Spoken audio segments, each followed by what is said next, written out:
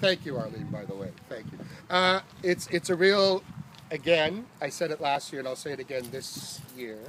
Uh, it's a real treat to be partnered and associated with the Yoga Fest, the second annual. I was talking to the Examiner. I apologize, Lance, there's other media we talked to besides just Peterborough this week. I was talking to the Examiner this morning, or just a few minutes ago, and I was saying, to maintain energy is a tough thing to do, and to maintain positive energy is a tough thing to do. And there's always the excitement of the first time, right? And so last year was so much fun, and there was so much great energy, and there was so much kind of taking it on faith that it would be a success and it would be wonderful and people involved would enjoy themselves. But there's not certainty in that. There's just an act of faith that that will happen. And indeed it did. And so I don't know for how many of you were there last year, but it was raining and it was a bit overcast. But there was this complete sense of being in the sunshine when you came into the park and you walked into tents and you walked around and you ate great food and you just were in the midst of really pretty profound stillness, which is a real call to what I believe is a centeredness. And driving up today, I was thinking of here we are again this year. Here we are again as a community coming together, and as a community that's calling a community to being centered and being still and being present.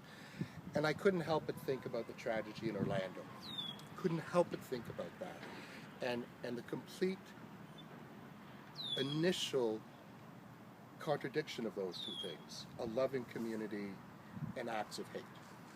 And that while I'm really looking forward to the stillness, and I'm really looking forward to the fun, and I'm really looking forward to the sun, and I'm really looking forward to the food on Saturday, what I'm really looking forward to is the deeper message that's being put out. And the deeper message, to my mind, it may not be to your mind, but to my mind, is that call to be inclusive, that call to be loving, and that call to be mindful of what it means to be in a community and be of a community and act for a community. And I think of the message this year, for me, in kind of coming into the space that you're setting the table for on Saturday, it's the call to community. And I'm so very, very grateful that we're able to play a small role in putting that message out into our community and into the world. And so very, very happy for the energy and the time of the committee to plan the day, and just really want to call us all to that deeper message of being still and about listening and being loving.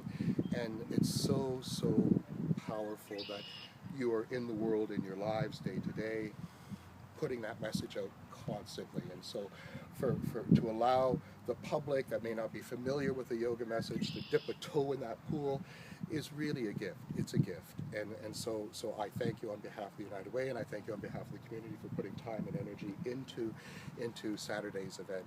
And I remind all of us, ourselves included, ourselves as United Way, that there's not a greater calling than to be thinking about community and what the other needs. And I think the starting point is deepening in our own mindfulness about what it means to be loving. So I thank you for your efforts, and I thank you for the time you put in for planning.